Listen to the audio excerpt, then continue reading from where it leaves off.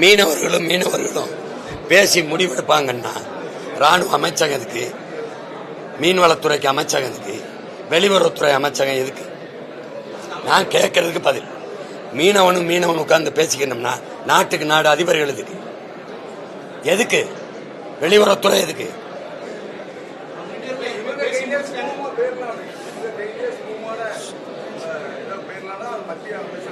அதுக்கு ஒரு மினிஸ்டர் தேவையில்லையே, அதுக்கு ஒரு அமைச்சர் தேவையில்லையே.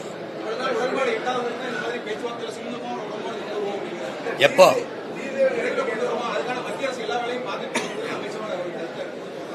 மத்திய அரசு தான் பார்த்துக்கிட்டு இருக்க. எங்களை கைது பண்ணி போடுறது, எங்க படகை பறிச்சு ஏலம் விடுறது, எங்களை மொட்டையடிக்கிறது, எங்களை சுட்டுக் கொள்றது தான் பார்த்துக்கிட்டு தானே இருக்கு ரெண்டு மத்திய அரசும்.